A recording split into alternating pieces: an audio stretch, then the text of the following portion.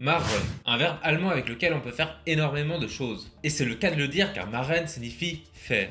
Il y a un autre verbe qui signifie faire en allemand, c'est tun. Mais on va clore le débat tout de suite. Machen et tun n'ont pas le même sens et sont parfois non interchangeables. Le sens principal de machen est de réaliser une activité. Par exemple, ich mache meine Hausaufgaben. Je fais mes devoirs. Machen peut aussi signifier produire quelque chose. Ich mache café. Je fais un café. Ce sont les usages les plus connus de machen. On voit qu'ils sont surtout utilisés pour faire des actions concrètes. Café machen, Hausaufgaben machen. Machen peut aussi signifier rendre quelqu'un ou quelque chose dans un certain état. Der Lärm macht mich verrückt. Le bruit me rend fou. Das Licht macht den Raum hell. La lumière rend la pièce lumineuse. On peut utiliser le verbe machen comme en français avec le verbe faire pour annoncer le prix de quelque chose. Das macht 10 €. Cela fait 10 €. De son côté, tun est plutôt utilisé pour parler d'une action de manière vague. Was tust du? Que fais-tu? Tue nichts. Je ne fais rien. Tun peut aussi contenir des préfixes comme weh. Wehtun. Wehtun est un verbe qui est utilisé pour quelque chose fait mal. Mein Bein tut mir weh. Ma jambe me fait mal. Et maintenant, si tu veux t'excuser parce que tu as fait une erreur, qu'est-ce que tu dis? Tut mir leid, je suis désolé. En fait, ça vient du verbe à préfixe leid tun. Je trouve cela dingue, mais tun n'est pas le seul verbe avec des préfixes. Machen, on en a énormément. On va en voir quelques-uns. Alors ça, c'est anmachen. Anmachen signifie allumer. Ich mache das Licht an. J'allume la lumière, mais on peut allumer plein de trucs. Den Fernseher anmachen, das Feuer anmachen, ou encore jemanden anmachen. Allumer quelqu'un. Attends, c'est pas comme en français. Jemanden anmachen, c'est draguer quelqu'un. Hat sie in der Bar angemacht. Il l'a dragué au bar. Steph wollte eigentlich nur eine Frau anmachen. Du bist super schön. Bon, on a allumé la lumière, mais il faudra bien l'éteindre. C'est pourquoi il existe ce verbe, ausmachen. Ich mache das Licht aus, j'éteins la lumière. Mais ausmachen peut aussi signifier convenir de quelque chose. Lass uns einen Termin ausmachen. Convenons d'un rendez-vous. Wir haben 18 Uhr ausgemacht. Nous avons convenu de 18 heures. Sie hat die kleine Flamme seines Flirts sofort ausgemacht. Nein, ich bin nicht interessiert.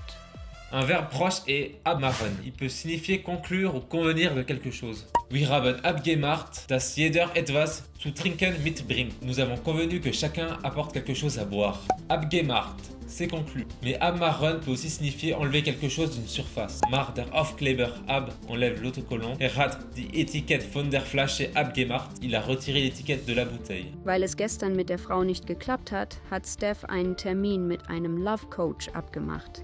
Maintenant, voyons aufmachen. Aufmachen signifie ouvrir. Mach bitte die Tür auf. Ouvre la porte s'il te plaît. Kannst du die Flasche aufmachen? Peux-tu ouvrir la bouteille? On peut aussi ouvrir un commerce. Der Laden macht 8 Uhr auf. Le magasin ouvre à 8 heures. Sie wollen ein Restaurant aufmachen. Ils veulent ouvrir un restaurant. Et dans un contexte plus familier, aufmachen peut signifier se mettre en route. Wir sollten langsam aufmachen. Johnson hat seine Liebesagentur vor kurzem aufgemacht. Le contraire de aufmachen est zumachen. Macht das Fenster zu. Il ferme la fenêtre. Sie müssen den Laden früher zumachen. Il doit fermer le magasin plus tôt. Dans le langage familier, cela signifie aussi tais-toi. Jetzt mach mal zu. Maintenant, tais-toi un peu. Le mal sert à adoucir l'ordre. Steph trat in das Büro des Love Coaches ein und machte die Tür zu. Mitmachen signifie participer, se joindre à. Viele Leute machen bei dem Wettbewerb mit. Beaucoup de gens participent au concours. Wir gehen schwimmen. Willst du mitmachen? Nous allons nager. Veux-tu te joindre? Macht bei diesem Plan nicht mit. Il ne participe pas à ce plan. Le préfixe mit signifie avec. Donc il y a toujours l'idée de participer avec quelqu'un. Steve macht bei einer Gruppe von Street-Pickup-Leuten mit. Lorsqu'on participe à une activité, il faut souvent imiter quelqu'un pour apprendre de cette activité. Voici le verbe nachmachen. Il signifie imiter ou reproduire. Das Kind macht seinen Vater nach. L'enfant imite son père. Ich versuche das Rezept nachzumachen. J'essaie de reproduire la recette. On peut aussi nachmachen une clé. Ich muss einen Schlüssel nachmachen lassen. Je dois faire un double des clés. Steve versucht, den Love Coach nachzumachen.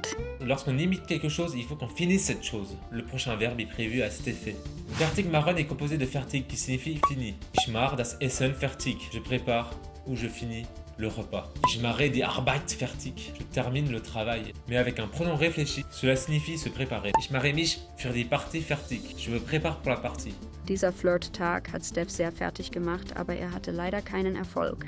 Quand on fait quelque chose, cela nous arrive de casser quelque chose. Et le mot pour cela est kaputt machen. Du hast mein Handy kaputt.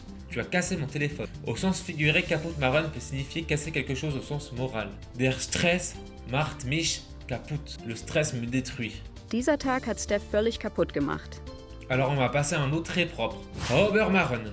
Sauber machen signifie nettoyer quelque chose. Ich mache das Zimmer sauber. Je nettoie la chambre. Wir müssen heute das Haus sauber machen. Nous devons aujourd'hui nettoyer la maison. Steve denkt an seine Seelenverwandte und macht dabei sauber.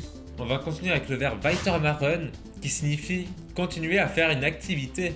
Mach weiter, continue. Wir machen morgen weiter. Nous continuons demain. Steve muss mit dem Frauenanmachen weitermachen, um irgendwann eine zu finden. On arrive au dernier mot qu'on va voir aujourd'hui et il est clair car c'est klarmachen. Klarmachen signifie rendre clair, faire comprendre, expliquer. Ich mache dir das klar. Je t'explique cela clairement. Sie hat ihm klar gemacht, dass sie nicht kommen will. Elle lui fait comprendre qu'elle ne veut pas venir. Dans le langage familier, cela signifie aussi se procurer quelque chose. Ich mache uns Tickets klar. Je nous trouve des billets. Cela peut même signifier séduire quelqu'un. Hat sie im Club klar gemacht. Il l'a séduite en club. D'ailleurs, allons voir où est Steph dans son histoire de drague et s'il a enfin trouvé une copine grâce à son love coach. Steve hat klargemacht, dass er nicht muskulös genug ist.